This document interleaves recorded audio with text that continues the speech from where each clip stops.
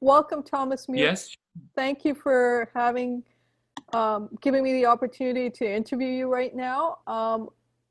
I've learned from yesterday that you've had the pleasure of working with the mantra coil for the last few months. Before we go into your experiences with the mantra coil, can you tell us a little bit about yourself? Sure. I am an Ayurvedic practitioner and a well-being artist. I basically design people's journey to well-being using the Ayurvedic principles and the ancient philosophies of the Vedas, aspects of Vedic astrology, Vedic architecture, and some of the yoga principles. So basically my approach to clinical practice has been to encourage people to activate their own self-repair mechanism, because if we understand Ayurveda, or when we look at Ayurveda and Ayurvedic medicine, is very much about an holistic approach to well-being, and it's about understanding the mind-body connection, the importance of the mind, and actually the importance of consciousness as the basis of our physical existence. So, Tomaz, tell me first of all then, what created the interest in Ayurveda for you? That's a very good question. You know, sometimes you do things, but you don't really know why you are doing them. Yes. So about 30 years ago, I was in a government position at the time, and I got introduced to Ayurveda. In fact, one of the first clinics in Ayurveda, Panchakarma clinics in the Black Forest in Germany opened, and I was invited to come along. And when I arrived there, this doctor came and he approached me and he gave me an application form to train as an Ayurvedic technician. Right. So I said, I have no idea what Ayurveda actually is. And this is basically where the whole journey started. So I got into learning firsthand about the Ayurvedic body therapies, Ayurvedic Panchakarma, and it just felt right. So it was like I basically have been pushed into the field of Ayurveda. That's how I feel. And throughout my over 30-year journey, there have been several moments where I felt like I'm trying to escape from Ayurveda, because at the time, 1988, 1989, Ayurveda was hardly known in the West, and it was still considered very dubious way of healing, not as yoga is today, or not as well as Ayurveda is established today. So it was very difficult to make a living, but somehow nature has always encouraged me to stay back on track, to keep doing what I'm doing. And yeah, so here we are 30-something years later. So just a few more gray hairs, everything else is the same. So the questions that arise in my mind are three. One, what gave you the courage to trust in nature, to decide to continue with Ayurveda? Two, you mentioned Panchakarma and you mentioned Ayurveda, but for those who don't know what Panchakarma is, could you give them a bit of a definition? Yes, let me just try to answer your first question. I guess because I've been exposed to meditation many years ago, through the practice of regular meditation, you develop a sense of intuition, a sense of inner knowing. And in addition to that, I always felt in challenging situations when I allowed Tomaz to get out of the way, when I allowed myself to surrender to the process, it was almost like the answers came to me. Yeah. And signs came to me, or it was given indications, just keep doing what you're doing, it's all right. And also when you try to change path on the motorway and somehow the air pressure doesn't allow you to change lane, this is what basically happened, and that's what kept me on the path of keeping exploring Ayurveda. So I hope this answers roughly your first question. Yes. We could spend ages on that because I also lived in an ashram for 10 years as part of my journey. And that has been incredible to deepen my knowledge into Vedic science, into Ayurveda. But again, it was very unknown at the time.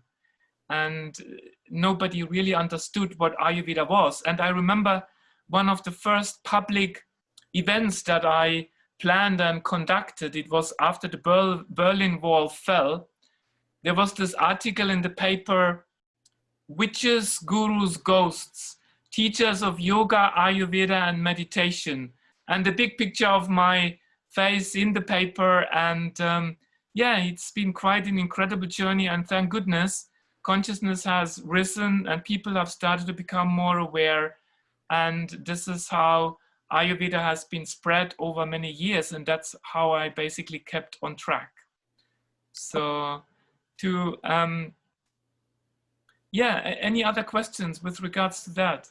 Well, you mentioned meditation, you mentioned the ashram. So did Ayurveda lead you to your meditation practice, or meditation practice was already part of your life? I was introduced to meditation, so I started to meditate.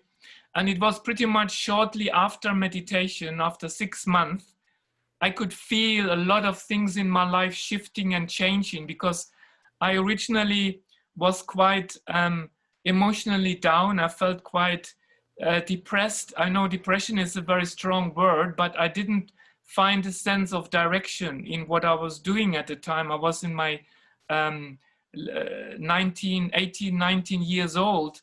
And it felt like, if this is the purpose of my life, then I don't know what I really want to do, and if that's what I really choose to do for the rest of my life. And that's how I came or slipped into meditation. And through the meditation practice, by basically stripping off layers of fear and anxiety and working on myself, expanding my own level of understanding, I got introduced to Ayurveda, and that's how things shifted and changed, basically. So now let's talk about the Panchakarma question. Let's answer for those watching who don't know what Panchakarma is. So as you know, as an Ayurvedic professional, Panchakarma is basically a therapeutic way of detoxification. The term Pancha means 5 and Karma means actions. So it's basically 5 different ways of cleansing, purifying, rejuvenating the body, bodily tissues, but not only that, also the subtler aspects of your thinking and your emotional well-being.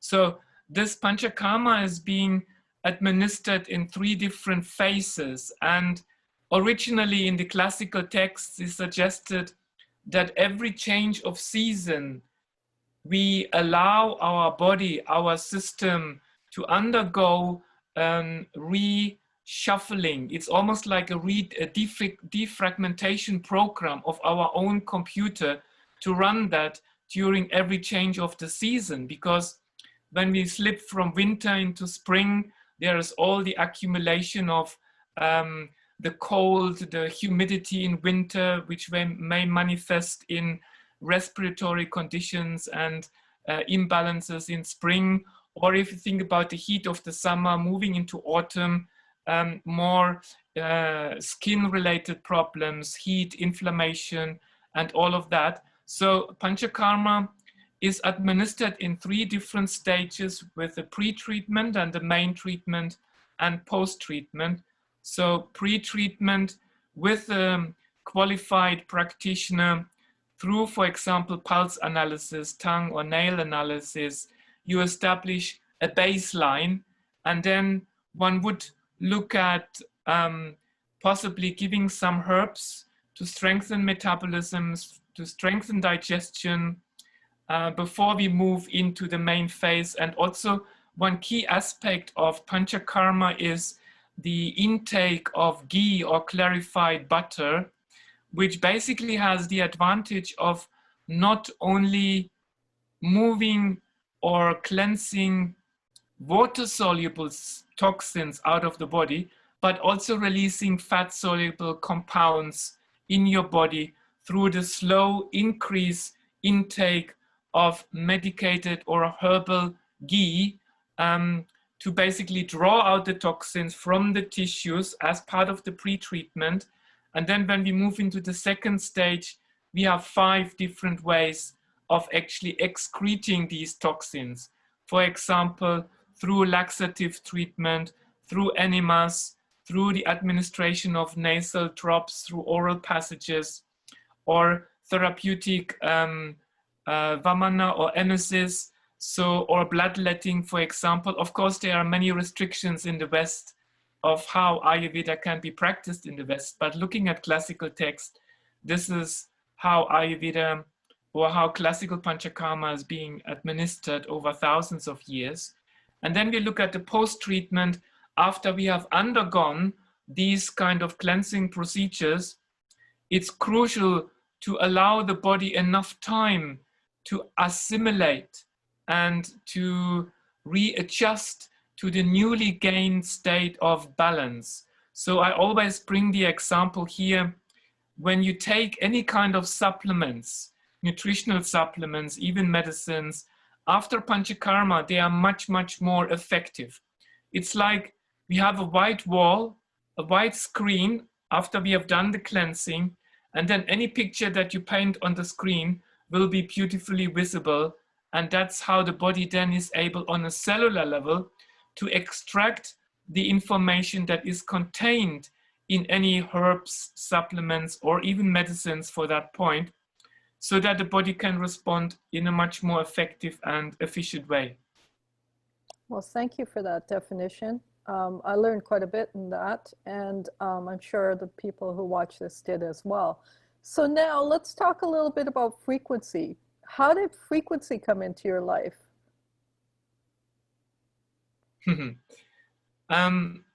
How did frequency come into my life? Again, has been introduced in various stages and degrees.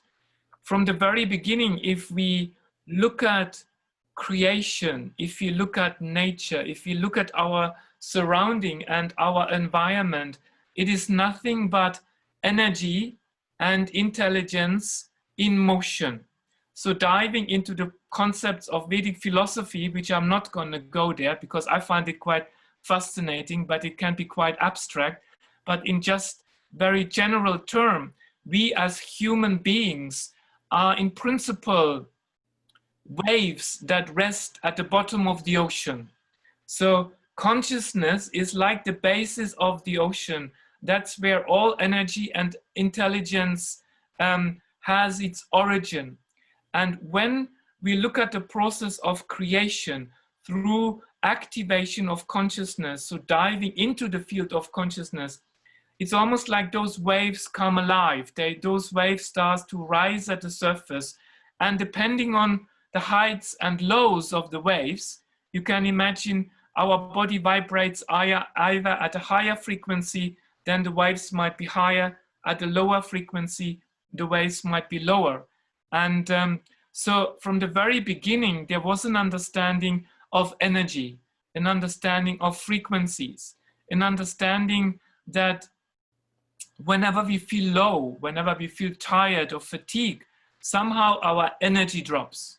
When our energy drops, our frequency drops. And that's when we are prone to diseases and imbalances. And years ago, I did some training in the use of essential oils and how to apply those essential oils on the so-called Ayurvedic marma point or energy points. And those oils, they again resonate at a very, very high frequency. So, because if you think about essential oils is the blood or the essence of a plant, and a tiny little drop of that oil can really create a massive impact. And depending on the purity of the oil, one can measure the frequencies in terms of hertz. And this goes back in the mid-90s, late 90s, when I started working with essential oils. So understanding the connection of frequencies, energies, consciousness, and essential oils. Right. And then I guess the next part of the journey pretty much was when I was starting to look into how can I increase the effectiveness, in particular of the marma therapy in Ayurveda. So I will explain the term marma in a second, so just bear with me. Sure. So how can that be increased through, for example, gemstones, using precious, semi-precious gemstones. And again, that added a different layer onto understanding frequencies. Because when we work with stones and gemstones, that means, again, we are working with frequencies. So if we take our body and really analyze it under a microscope, we are light frequencies. We are basically photons of light that condense in a particular way, shape, and form that actually allow the formation of our physical body, our energetic body. And this density then narrows itself down into the physical structure of the body. And in Ayurveda, we have the marma therapy or marma points. And the way I was introduced to marma points, it is simply understanding them as energy pathways, understanding them as crossroads between consciousness and physiology. Consciousness means our essence of our being and physiological parts of our body. For example, marma points could represent ligaments, right. joints, muscle groups, right. for example. Right. And these muscle groups, ligaments, joints, they act as entry points, as gateways to access the inner self-repair mechanism of the body, to basically start releasing blockages out of the system. And when you, of course, layer that understanding with the frequency of essential oils, with the photon light energetic particles of crystals, that adds another layer to it. Right. And I think it was around, yes. So just as a little bit more to the journey, what I really find quite fascinating nowadays is the link that those ancient wisdom traditions, and that's what also got me very excited about David's technology, the ancient wisdom traditions and quantum healing. Basically, science has started to develop technology that actually makes the quantum field visible, accessible, understandable for the logical mind. And from there, basically, using electromagnetic frequencies with gemstones to add to those marma points. And that was about 10 years ago. And then about a year ago, got introduced to David's technology, which again is like, wow, there's another layer. So it's like a lotus flower, layer by layer, basically lifted and really expanded and opened up in the field of quantum healing. We talked about essential oils, we talked about crystals, and we talked about frequency, and that the essential oils and the crystals have the ability to raise the frequency. So, and you're discovering these things on your path as you're working with Ayurvedic principles. And so yes. When you were introduced to frequency, before you were introduced to David Sereda and his products and his frequency devices, were you introduced to anything else that was frequency related that you could share with us? Yes.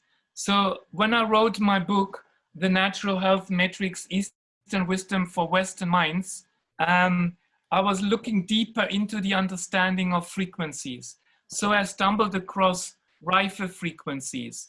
Right. So Professor Rife, for those who don't know, in the mid-30s, I believe it was, discovered that every organ and organ system in our body has vibrates at a particular frequency. So again, when our liver is sluggish, the frequency drops. When our liver is overactive, under stress, basically the frequencies are too high. So there has been a standard established in the 50s or 60s, what it means, frequencies and healing.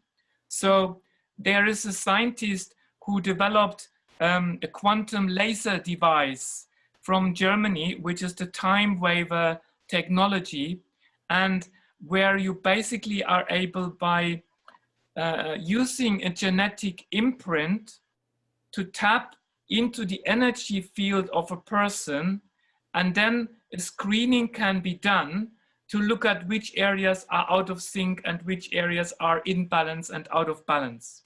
Okay. So that was my journey so far.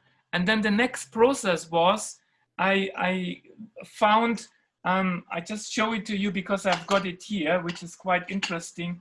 This device, one second, which basically is a unit that uses full spectrum sunlight and electromagnetic fields that are being pulsated those through precious gemstones.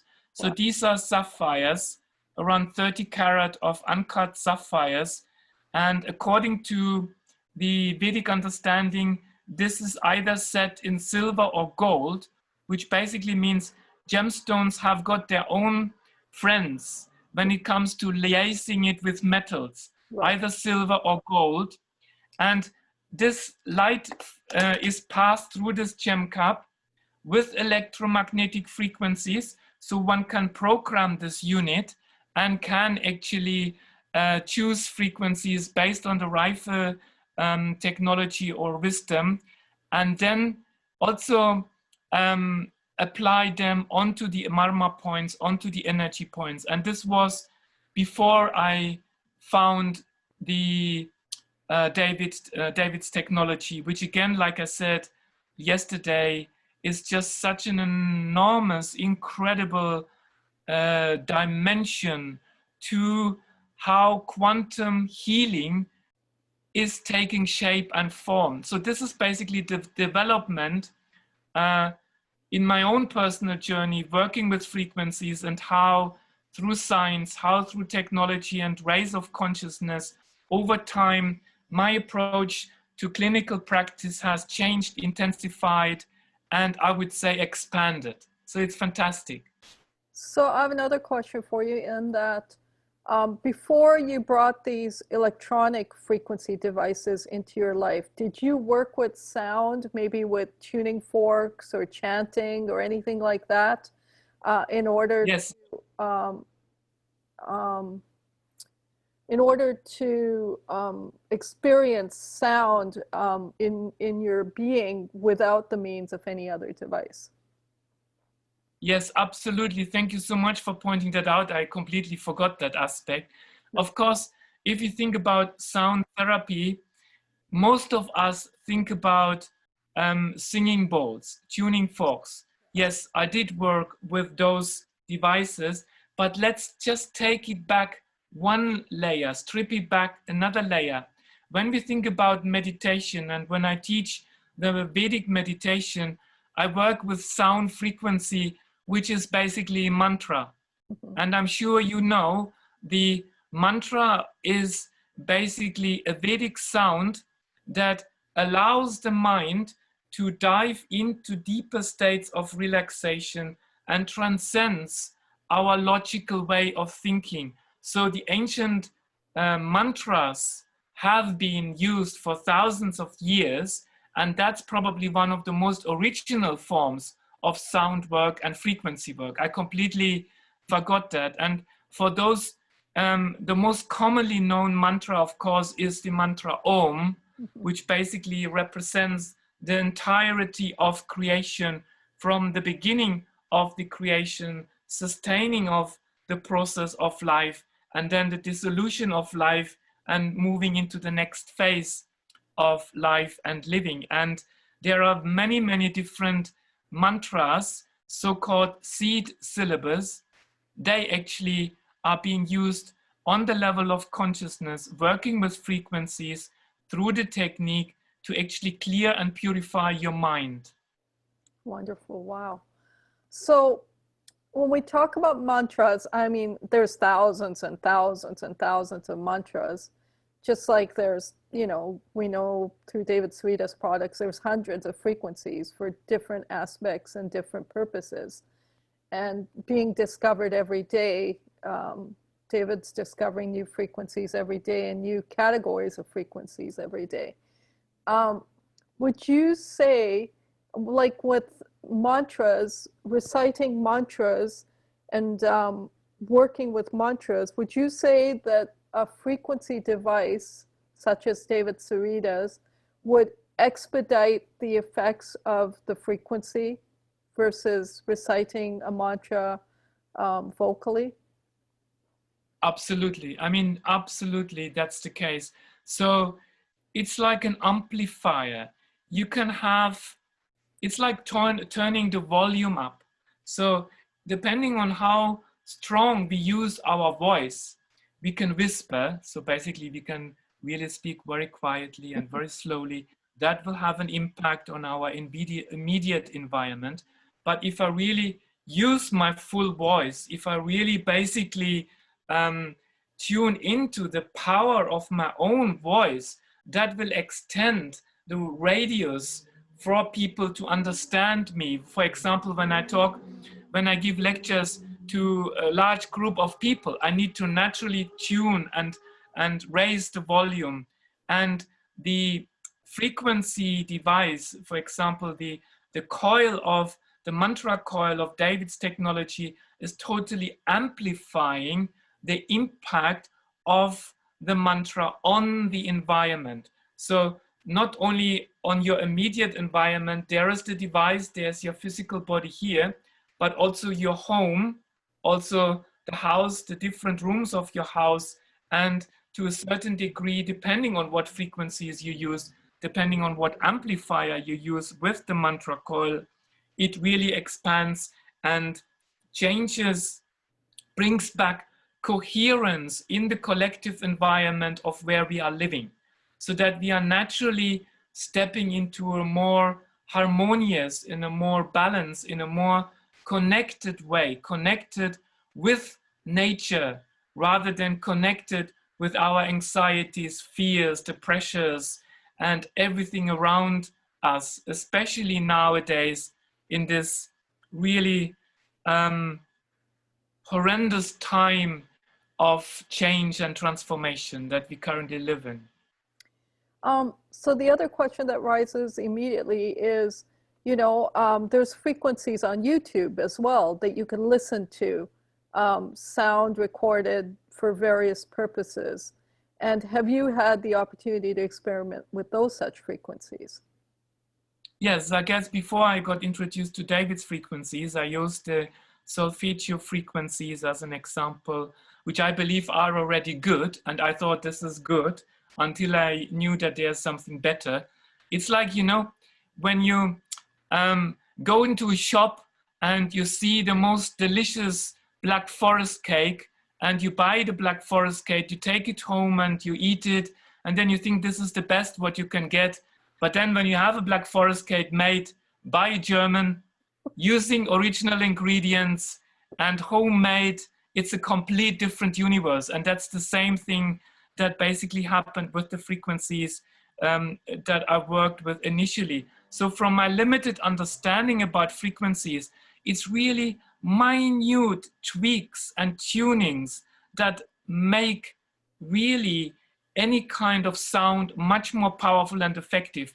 And the image that comes to my mind is that, you know, when we have a code on a door and we need to basically open the safe to the treasures of our life, it requires just a tiny tweak.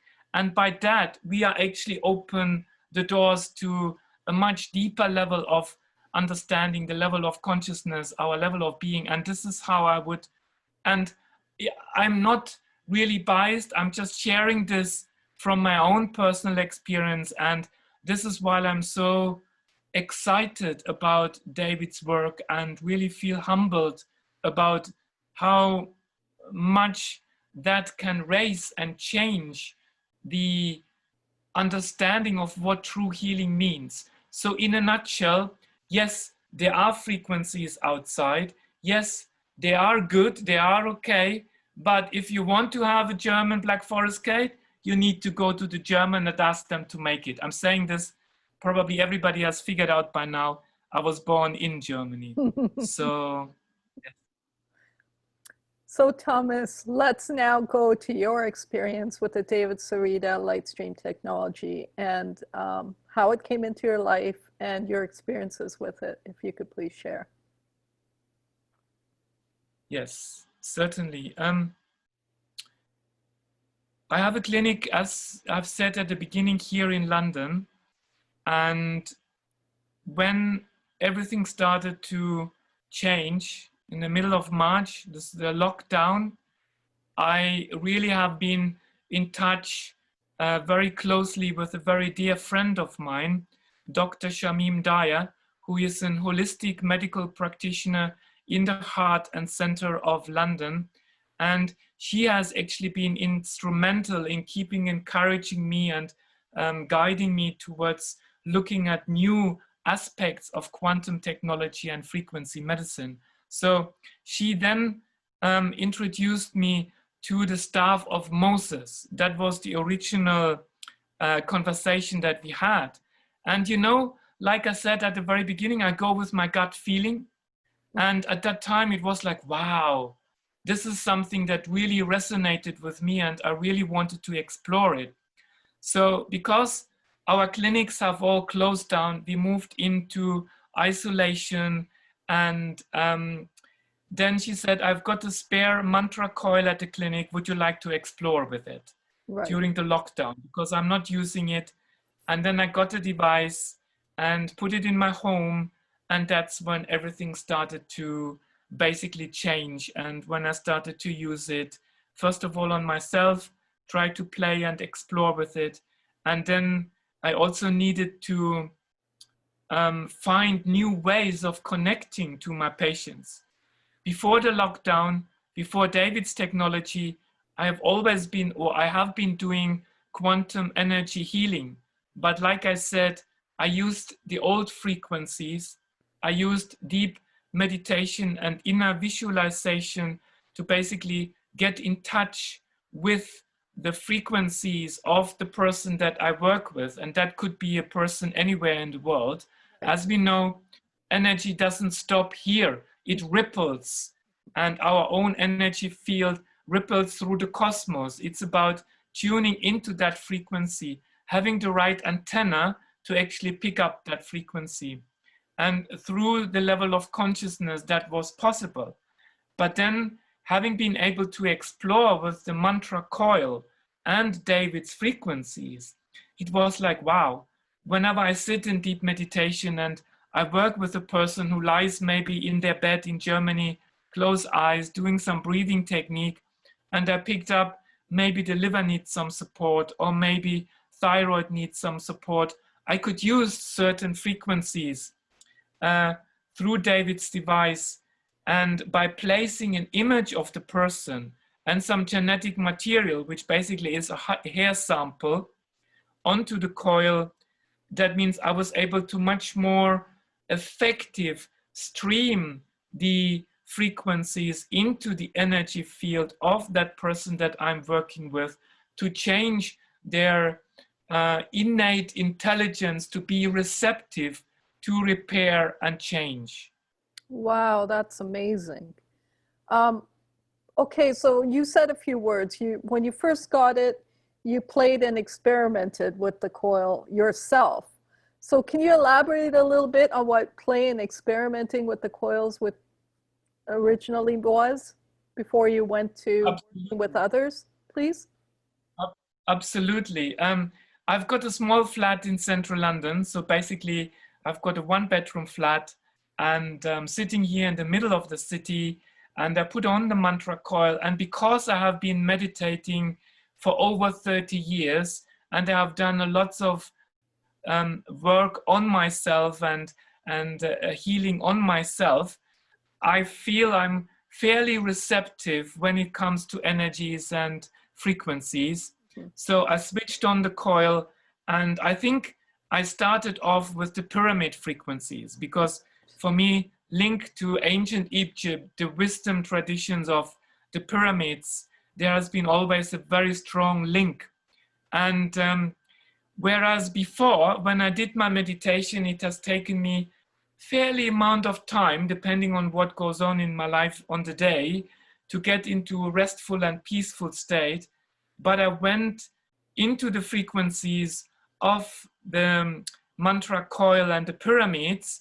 It was like rocket fuel, just getting straight up into connection with my higher self. And how did that manifest? It manifested in the body. I could feel activation of the pineal gland. I could feel tingling sensation in the different parts of my brain.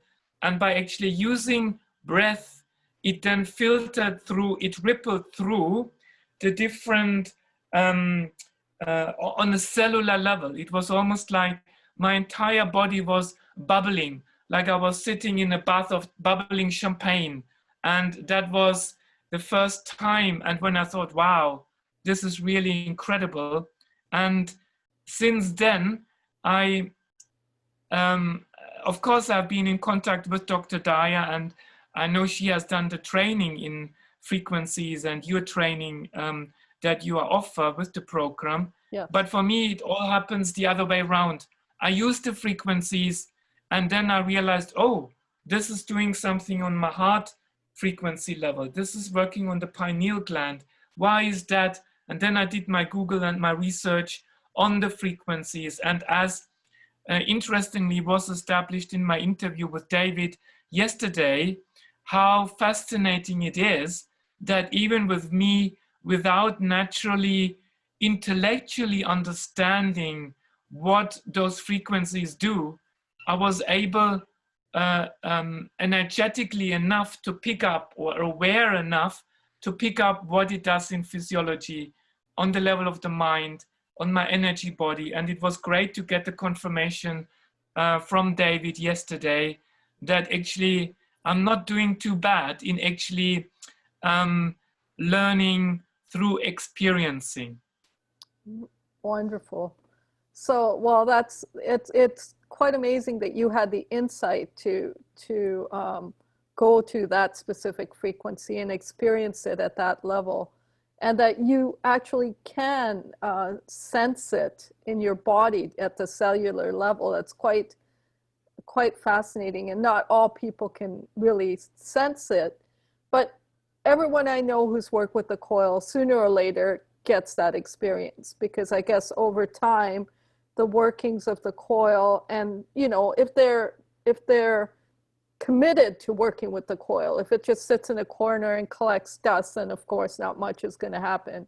But if they're committed to working with the coil, everyone I know that's worked with it has had quite profound and fascinating experiences.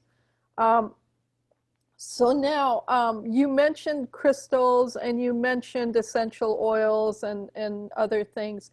Did you incorporate any of these other frequency raising technologies with the coils at all? I did incorporate my laser device with the gemstones and the oils. So basically, you can imagine like my little therapy room, the mantra coil with the frequencies, and then the frequencies with the quantum laser device and the precious gemstones, and then layering it with the essential oils. So that really, and people, the first thing that they come, because my approach is we need to get the body into an absolute relaxed state first, right. For the body to recognize what repairs needs to happen. Right. So there's no point when somebody is really absolutely stressed and nervous and anxious to really dive into hardcore frequency approach. We need to change the brainwave activity, getting them into parasympathetic mode. Right. So that's where, for example, I would use my quantum laser frequency device with the frequencies that get you into an alpha state And what I have found working very much is using the pi frequencies, Sereda's frequencies, to really change from sympathetic activity to parasympathetic activity. And then once they are in a relaxed state, I can then be more specific.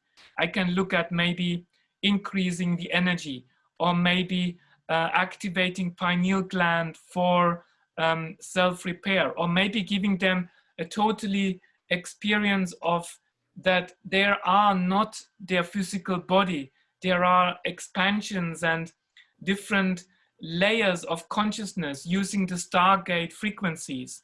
And lucky enough, through my own process of meditation, I got a little bit of an understanding of the frequency of Venus, the frequency of Mercury, the frequency of Pluto, of Mars, and know how to use that more therapeutically, in quotation mark. Of course, it's not a replacement for any medical condition, but we are talking in addition to any medical treatment. Absolutely. And this is where my knowledge on Vedic astrology is helpful, by understanding the planets, how the planets work, right, how they work on our physiology.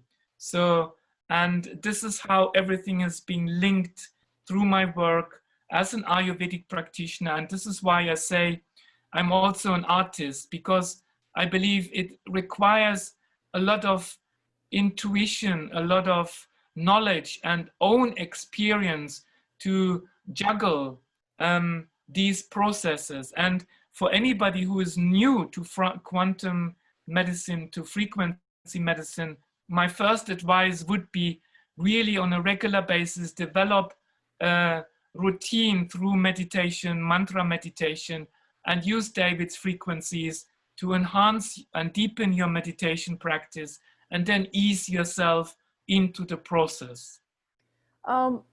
So you mentioned the planets, you mentioned the planet frequencies. Now, is it not true that all of our chakras coincide with a particular planet? Yes, it is true. One can link it in terms of the different colors of the planets, the different colors of the colors of the chakras or energy pathways. But also I'm linking it more with the understanding of what the different chakras do. So take, for example, the second chakra, which is the sacral chakra, which is linked to intimacy, to creativity, to sexual expression, but also to reproductive health and hormones. So I would link it with Venus, yeah, Venus frequencies. Of course. So thinking about solar plexus is all about stepping in your own power, stepping in, recognizing your strength, your inner strength.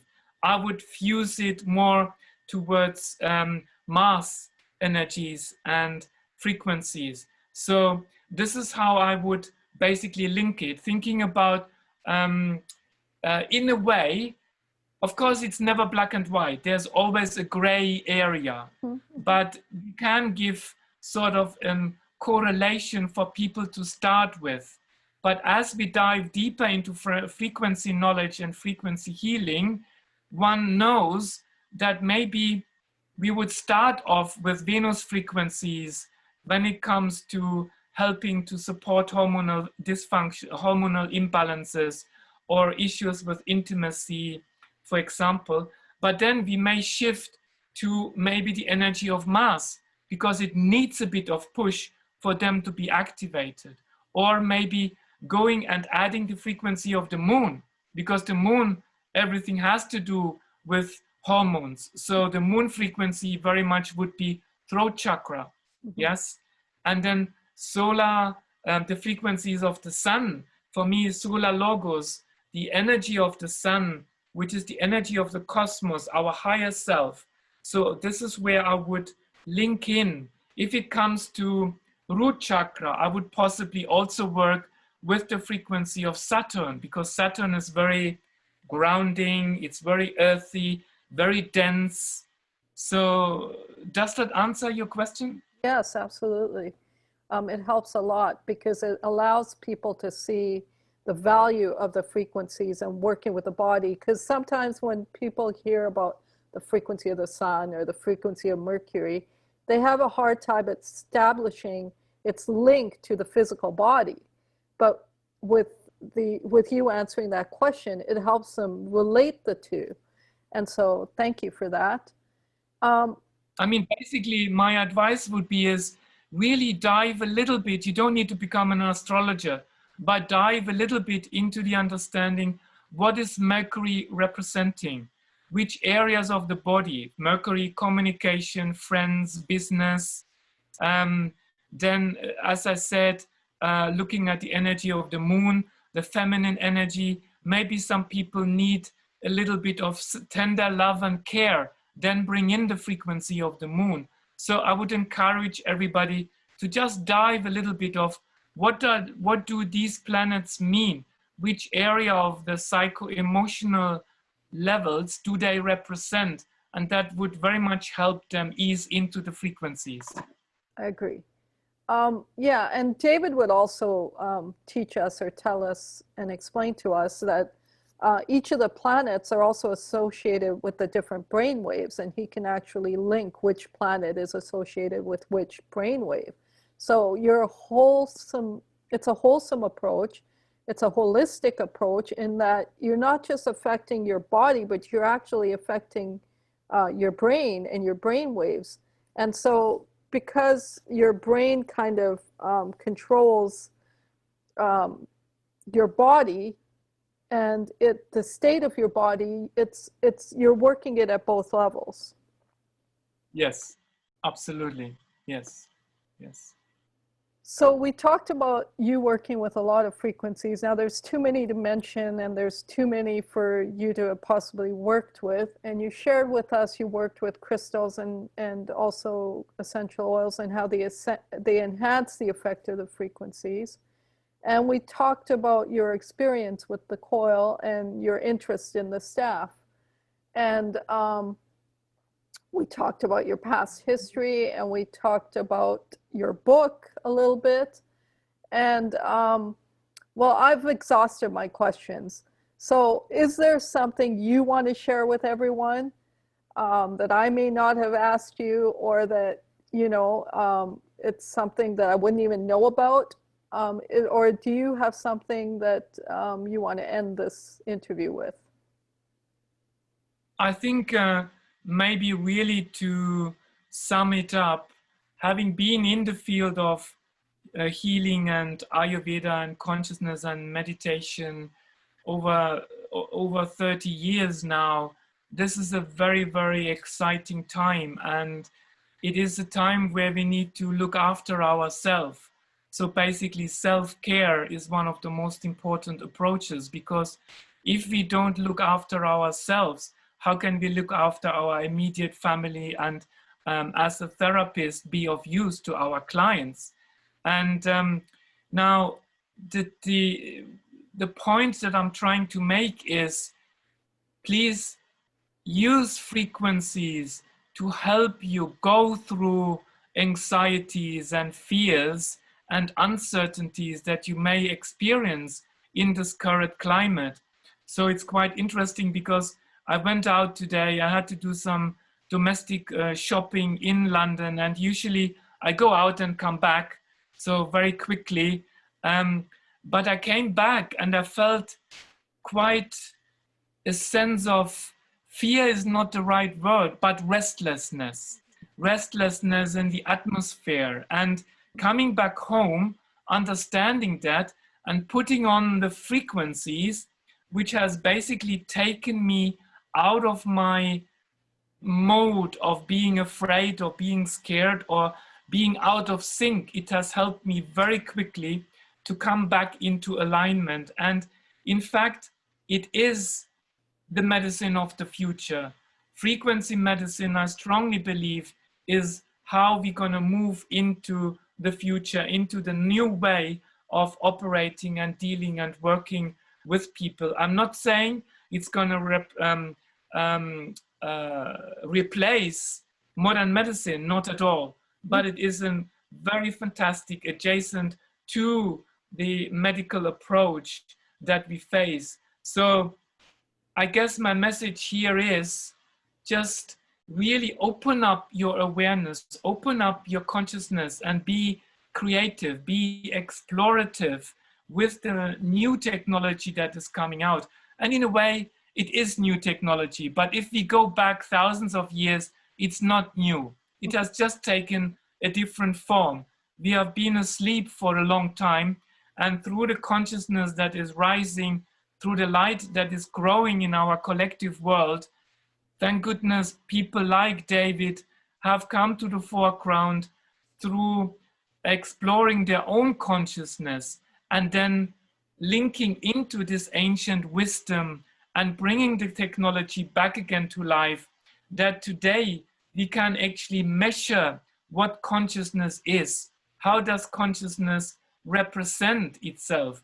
So we bring, in a way, science and philosophy, or science and, I don't want to use the word religion, so science and philosophy are coming together in this quantum healing and quantum frequency approach. And every household, and I'm really sharing this because I truly believe it, I think should look into utilizing frequencies to help us stay sane, to help us stay connected with our higher self. Because as soon as we identify ourselves with our three-dimensional dense reality, it becomes very murky, very black, very kind of wishy-washy.